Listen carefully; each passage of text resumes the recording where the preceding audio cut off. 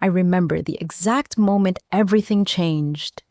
It was a bright morning, just a week before my 25th birthday. I was standing by the kitchen window, gazing outside at the old, cracked pavement of my childhood home's courtyard. My mind should have been filled with excitement for the celebration I was planning, my big return after 4 years away. Yet I was trembling, phone in hand, mouth gone dry. I had just received the most devastating call of my life. It was my uncle, my father's only brother, on the other end of the line. He rarely called unless he needed some favor or wanted to brag about something, so I was foolishly hopeful when I saw his name appear. Perhaps, I thought, he was calling to confirm he'd be there for my birthday. Instead, his voice came through, rough and disapproving. As I recall, he said, "I see you think you're too good for your home country, going elsewhere for 4 years, since you think you needed a better country to live in when our country is already the best. You're not worthy of my presence on your birthday. I don't waste time on people like you." My heart pounded in disbelief. He ended by ordering me to hang up if I couldn't handle the truth. I did hang up, but not because I couldn't handle the truth. I hung up because I was furious, hurt, and on the verge of tears. I felt my throat tighten as waves of conflicting emotions crashed over me. For the next hour, I just stood there, phone limp in my hand, tears burning on my cheeks. My mind replayed his words. "Not worthy. You abandoned our home. You think you're better than us." Every repetition of those phrases built a mountain of resentment I didn't know I was capable of. I cried for hours, longer than I'd ever cried in my adult life. I was no stranger to insults or misunderstandings, but to hear such harsh judgment from someone in my own family cut me deeper than I could have imagined. Eventually, my father, whose name is Aaron, found me in my childhood room, slumped against the wall with eyes red from crying. He wrapped me in a tight embrace, stroking my hair gently. My father was always the pacifist of the family, trying to maintain harmony whenever possible, especially with his brother. If there was a dispute, he'd do all he could to make peace, to ensure no lasting grudges remained. This time, though, he said something I'd never heard him say before. "I'm sorry," he whispered, "and I can't defend him. Not this time." He looked directly into my eyes, and I could see the disappointment and sadness swirling behind his calm exterior. "Your uncle," he said quietly, "went too far." That was all I needed to hear from him, and yet it stirred an even more potent brew of anger inside me. Usually, my father would find some excuse for his brother's rudeness. Maybe saying he'd had a bad day or that he spoke carelessly out of stress. But now, the strongest peacemaker I knew had drawn a line in the sand. If my father could not justify his own brother's words, it meant those words were truly indefensible. I spent that entire afternoon in a daze, replaying the call in my head. I couldn't forget how he belittled me for moving away. It stung more because of the stark truth behind his claim. My home country, which I won't name, is not one of the richest in the world. Truth be told, it has an average standard of living at best, with limited opportunities. I left because I wanted to see the world, to learn new skills, and yes, to earn more than I could back home. But I always intended to return. Now I found myself regretting that I had come back at all. Why come back if I was so unwelcome? That night, I was too restless to sleep. Waves of anger and hurt racked my mind.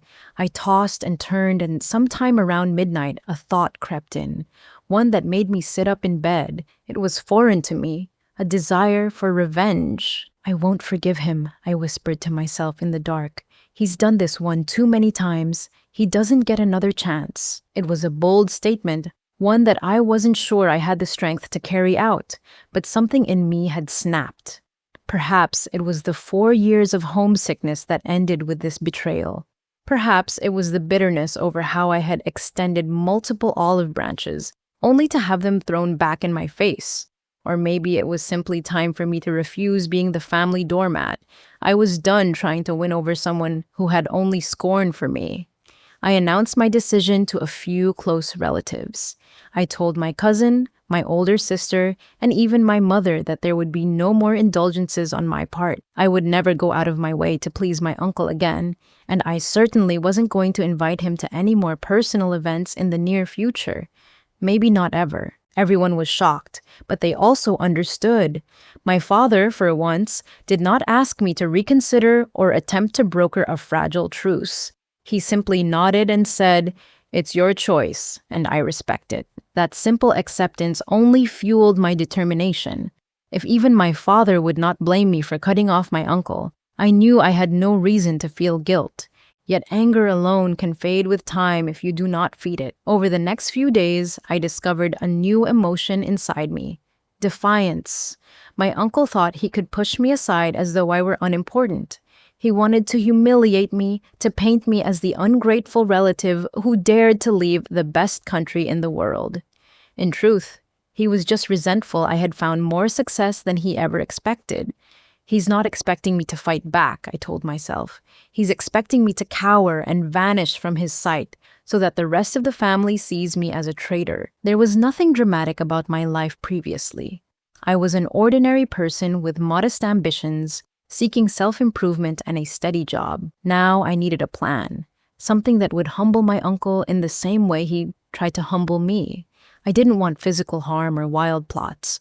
I wanted a satisfying, personal revenge that would show him I was no cowardly child.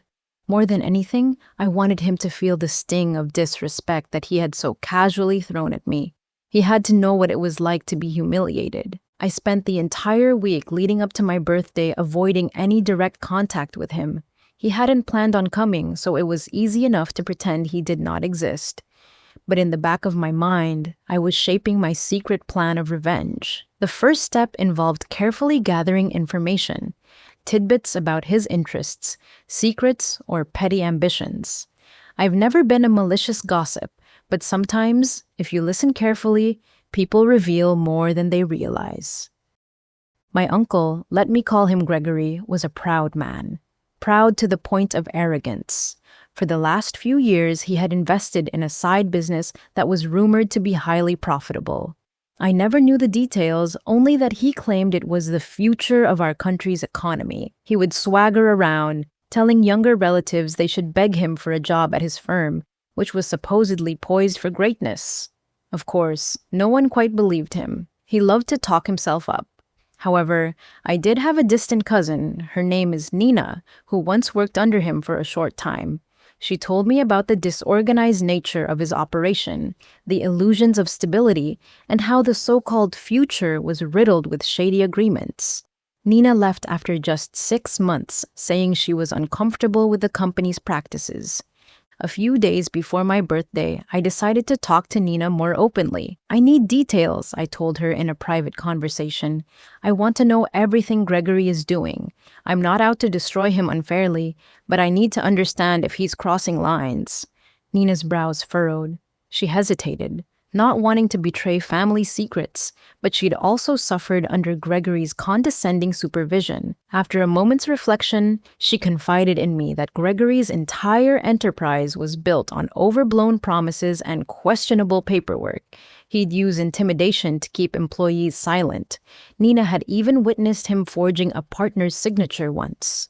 I asked Nina if she was willing to share evidence, perhaps documents or messages that might expose his wrongdoing. She responded that she was extremely cautious but had, out of self-preservation, saved a few digital copies of suspicious papers on her personal drive. If, as she put it, things ever got real, she wanted proof that Gregory was the culprit, not her. It felt surreal to me that I was even entertaining the idea of using such leverage against my own family member. Yet Gregory had crossed a line, and if he was engaging in unethical or illegal schemes, it was only a matter of time before he faced consequences. Perhaps my exposing him would simply accelerate the timeline. I realized that if I was going to go through with this, I had to be strategic. I wouldn't just blast the information to the entire world. That might cause blowback on Nina or me. I decided to wait until a moment that would maximize his humiliation, specifically at a gathering of relatives where his pride would be on full display. But I would need help with that. I would need to ensure that family members who might sympathize with him at least saw a glimpse of the truth. I couldn't let him spin it into a story about me being the traitor once again. This was about justice as much as it was about personal revenge, or so I tried to tell myself. Meanwhile, my birthday came and went. I had a small celebration in my parents' house with my father, mother, my older sister Elena, and a few friends. It was modest but filled with laughter, and everyone went out of their way to make me feel welcome back home. I had no illusions that my uncle would appear, so I was able to enjoy the day without feeling overshadowed by tension. In a way, the absence of his negativity made the party all the more delightful. My friends and relatives gave me meaningful gifts: a new watch, a hand-knitted sweater, homemade baked goods, and other tokens of warmth. At the end of the evening, as I was blowing out the candles, I silently promised myself that in the coming days I would put my plan into motion. No backing out. I had to find a suitable event to expose Gregory. It didn't take long for one to present itself. The next month, there was a family reunion planned at my grandmother's home, a large, once elegant house located at the edge of the city. Everyone on my father's side of the family would be there, including Gregory. Gatherings like these were partly tradition and partly a show of unity. Gregory never missed them because they were perfect stages for him to boast about his ventures. Sure enough, rumors circulated that Gregory intended to make some big announcement at the reunion. Some speculated he was unveiling a new branch of his business. Others guessed he might be inviting relatives to invest. My father quietly warned me, "Whatever you do, don't confront him at the reunion. Let's try to have a peaceful day. Your grandmother is old and she wants everyone to get along." I respected my grandmother, but this was the moment for which I'd been waiting. If Gregory was going to pontificate in front of the entire family, what better time to cut him down to size? In the days leading to the reunion, I prepared meticulously. With Nina's help, I compiled documents into a neat digital folder. I also had a few printed copies in an envelope in case I needed physical proof on the spot. When I read through some of the forged papers, it became clear that Gregory wasn't just bending the rules. He was flouting them entirely.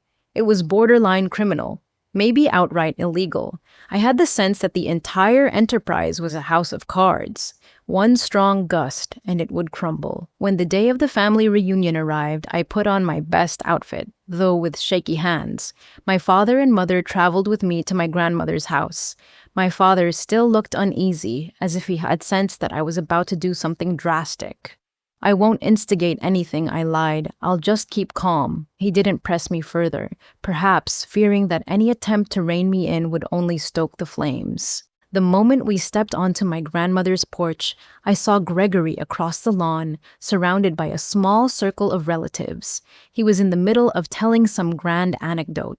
Judging by his animated gestures and the forced laughter of those around him, I noticed how his self-assured grin tightened when he spotted me.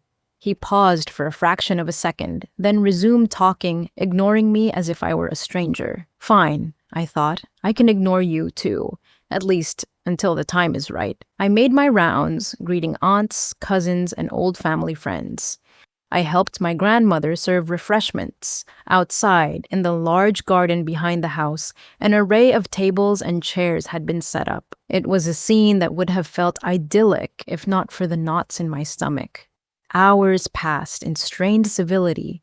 Gregory and I made no attempt to speak, which others clearly noticed. They asked me, "Haven't you said hello to him yet? Or are you two still not on speaking terms?" I shrugged and offered polite evasions. Everyone understood that the tension had reached a new level, but no one dared to push too hard. Eventually, as I suspected, Gregory asked everyone to gather around. He stood at the head of a long table, cleared his throat, and announced that he had exciting news. Holding up a colorful brochure, he boasted about his business. "Let the company be called High Pinnacle Solutions, Salsis, Hivsandad, for it truly will take us all to the pinnacle of prosperity."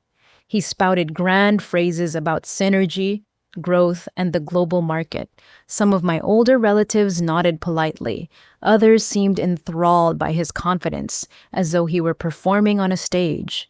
Inside, I felt my anger rising, remembering his sneer on the phone, how he told me I wasn't worthy of his time. He concluded with something along the lines of, "And if any of you want a chance at success, I invite you to contact me. I'm willing to let you invest a modest sum. The returns, I promise, will be beyond your imagination." He paused to enjoy the scattered applause. Then I stepped forward. My heart pounded in my chest, but I kept my gaze locked on him. "Gregory," I began, "there's something I've been meaning to ask you about your business." He turned to me with a dismissive half smile. "And what would that be?" he asked, words dripping with condescension. The tension in the air became palpable. Relatives exchanged nervous glances. I fished a small stack of documents from my bag. I took a steadying breath. "I have come into possession of certain records," I said slowly, "that suggest your operations might not be as legitimate as you claim. Would you care to explain these discrepancies in your financial statements, and these forged signatures, and the complaints by employees who say they've been threatened?" The effect was instantaneous. The color drained from Gregory's face. A hush fell over the entire gathering. Some relatives audibly gasped. I had their full attention now. I stood my ground, refusing to be intimidated by his glare. "Where did you get that?" he demanded. "That's private company property. You have no right to bring that here." But he was already shaking, a mixture of rage and fear. I carefully laid out the timeline of suspicious activity, citing the documents one by one. I offered enough detail that any reasonable person could see how irregular and potentially fraudulent Gregory's business was. I didn't fling wild accusations. I let the facts speak for themselves. And once I was done, I looked around at my aunts, uncles, cousins. Everyone was wide-eyed.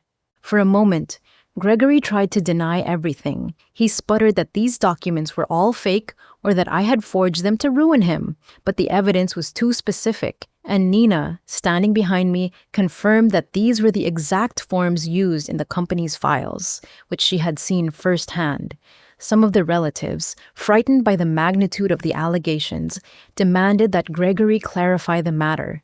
"Why would you threaten employees?" one cousin asked.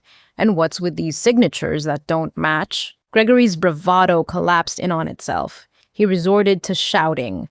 "This is just nonsense from someone who left our country because they thought we weren't good enough. You all know how unpatriotic that is." He pointed a trembling finger at me, hoping to pivot the family's anger toward me, but his tactic was too transparent, and many of these relatives had quietly harbored doubts about his high-handed behavior for years. They had endured his constant bragging and belittling. Now they were seeing him cornered, and they did not come to his aid. Rather than sympathy for him, there was outrage and shock. A few of the older relatives demanded that the conversation end before the neighbors overheard, so we moved into the house for privacy. Inside, Gregory faced a barrage of questions. He tried to blame others, to paint the whole fiasco as a misunderstanding, but piece by piece, his excuses fell apart. Standing off to the side, I felt a thrill of cold satisfaction. For once, he was exposed, unable to manipulate the narrative. Yes, it was ruthless to do it like this at a family reunion, but it was precisely the platform he would have used to lure unsuspecting relatives into investing. At least now, no one could say they weren't warned, and Gregory could no longer hide behind his pretense of success. Eventually, my grandmother demanded silence.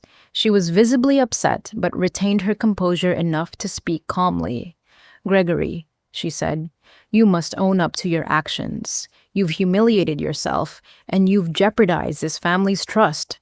Then, with a trembling voice, she added, "I don't want to see you again until you've made things right. No more lying." For me, that was the final blow. Gregory stormed out of the house, cursing under his breath. I recall no specific dirty words, just sharp, bitter sounds of frustration. The rest of the family remained, shocked and processing what had just happened. After a time, they drifted into subdued conversation. My father approached me with uncertainty in his eyes. "You did this?" he asked quietly. I nodded. He gave me no choice. There was no plea for forgiveness in my voice, nor did I see remorse in his expression. He sighed and gave me a faint nod. It felt like an acknowledgement that though the timing was harsh, my actions were justified. I'm not sure if that was truly what he believed, or if he was simply relieved that, for once, the lies were out in the open. In the days that followed, Gregory faced harsh repercussions. Some of his business partners discovered the same documents. Investigations were opened. The entire operation at High Pinnacle Solutions, as he liked to call it, unraveled. From what I heard through the family grapevine, Gregory was forced to shut down or sell off most of his stake to avoid legal troubles. His reputation was shattered among our relatives. Some older family members lamented the rift, but even they had to admit Gregory was the architect of his own downfall. He had betrayed employees, partners, and his own kin. For me, the sense of vindication was strong. The memory of that phone call where he labeled me not worthy because I lived abroad for 4 years no longer stung. I had turned that pain into action, and now he was paying the price for his arrogance. He had tried to shame me for leaving our not-so-rich homeland, claiming I was disloyal to the best country in the world. But in reality, his moral compass was shattered. I found an odd solace in the fact that I had not stooped to physical or petty retaliation. I had exposed his wrongdoings with facts, letting them speak for themselves. I wish I could say that the matter rested there and that I felt a full sense of closure, but life is rarely so neat.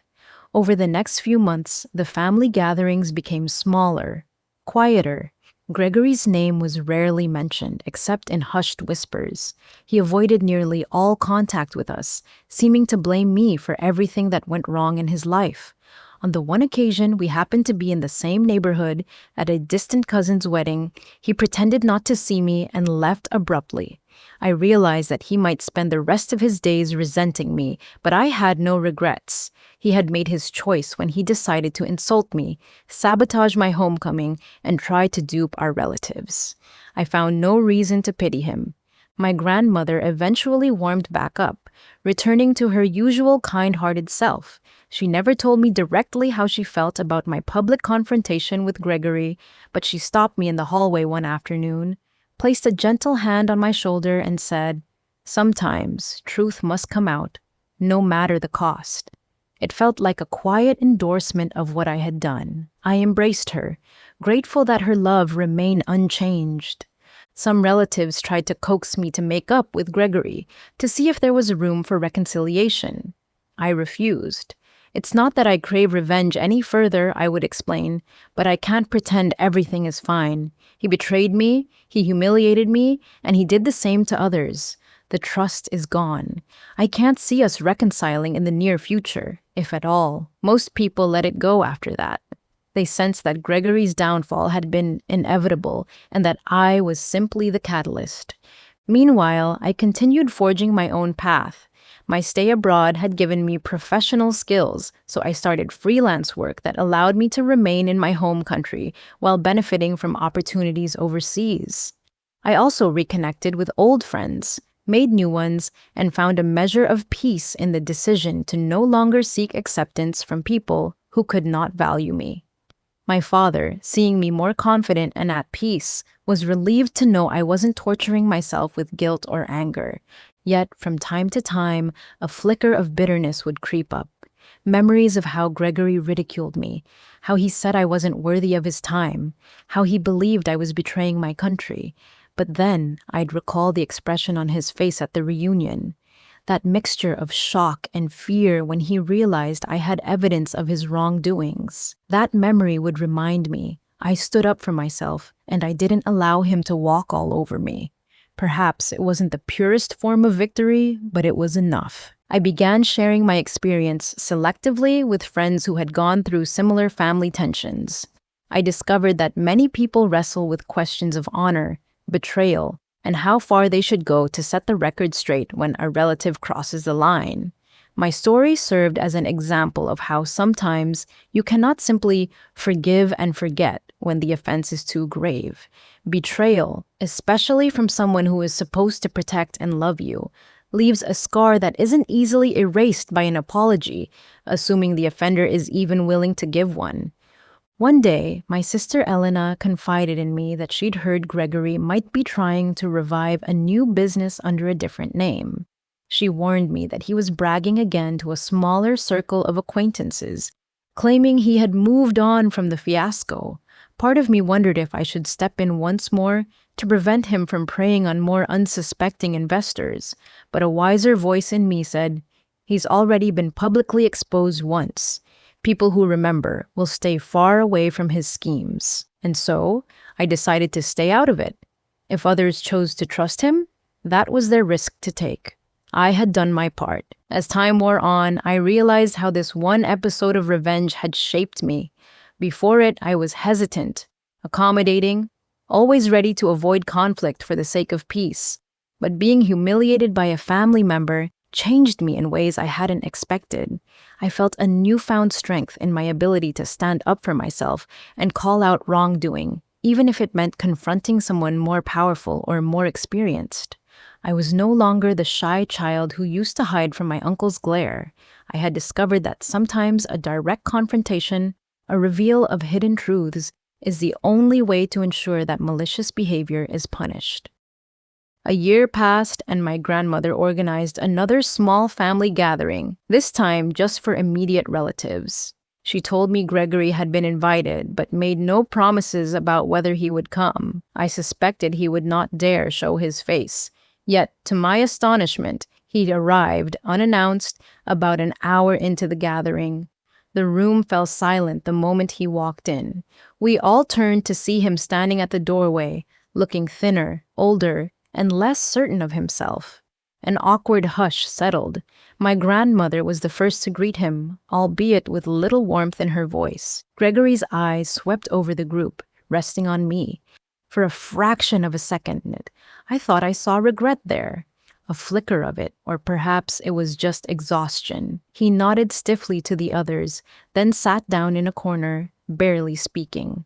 No one rushed to greet him. Some, like my mother, offered polite words or asked if he needed anything to eat. He declined. He just sat there. Meanwhile, I felt my heart pound with renewed anger. So many harsh memories flooded back. But I forced myself to remain calm. If he wanted to speak to me, he could come over. I was not about to chase him for any reason. Yet he made no move, simply staring off into space while everyone else tried to salvage the mood. Gradually, the tension eased, and people resumed chatting in lowered voices. An hour later, Gregory slipped out of the house without a word. I never spoke to him, and he never approached me. It was as if our brief eye contact was enough to confirm that the gulf between us remained. After that day, I knew the pattern of our relationship was fixed. We would remain distant relatives, forced to be in the same space at times, but with no forgiveness exchanged. I felt no desire to close that gap, to fill the silence with empty gestures. He had lost my respect. I would not forget the tears I had shed, nor the callousness in his tone when he belittled me. As for him, I suspect his wounded pride wouldn't allow him to acknowledge any fault. And so, we drifted through life as estranged family, neither expecting an olive branch from the other. Looking back, I sometimes reflect on how that phone call, where he dismissed me as not worthy because I hadn't lived in our country for 4 years, was the trigger for everything that followed. Without that spark, perhaps I wouldn't have uncovered his shady business dealings, and he might have continued scamming people. Perhaps I would have gone on thinking I had to appease him, tiptoeing around his ego, but he chose to be cruel, and that cruelty gave me the resolve to fight back. He never expected my secret plan of revenge. He never dreamed I had the resources or nerve to expose him in front of the entire family. That moment, though painful, was a turning point in my life, teaching me the value of standing firm. In the end, I did not forgive him for his betrayal. I still haven't, and I doubt I ever will. Sometimes, in rare instances, the damage is too great, the wound too deep, for trust to be rebuilt. Does that make me resentful or cold-hearted? Some might say so, but I view it differently. I offered him plenty of chances over the years, before that phone call, before his repeated displays of arrogance. He took those chances and spat on them, and so I have chosen the path that prioritizes my own peace of mind. Revenge was not just an act of malice, it was a necessary step to defend myself and safeguard those he might have exploited. He taught me that people who do evil should not expect to go unpunished. My father and I have grown closer through this experience. I think he has come to see that sometimes you can't smooth out all the rough edges in life. Sometimes you have to let justice take its course, even if it splits the family. I'm grateful that he finally stopped defending his brother's actions and stood by me when I needed him the most. My mother, too, has become less inclined to turn a blind eye to wrongdoing for the sake of forced harmony. She once pulled me aside and whispered, "You were braver than me." I don't know if I could have done that. As for me, I moved forward. The sting of my uncle's words eventually dulled, replaced by the memory of his downfall. I continued with my work, built new friendships, and learned to be discerning about who I trust. If there is a lingering sadness, it's that my father's brother was someone I used to respect. He was witty and knowledgeable when I was a child. In my youth, I even looked up to him, but the person he became, or perhaps always was beneath the surface, proved unworthy of that admiration.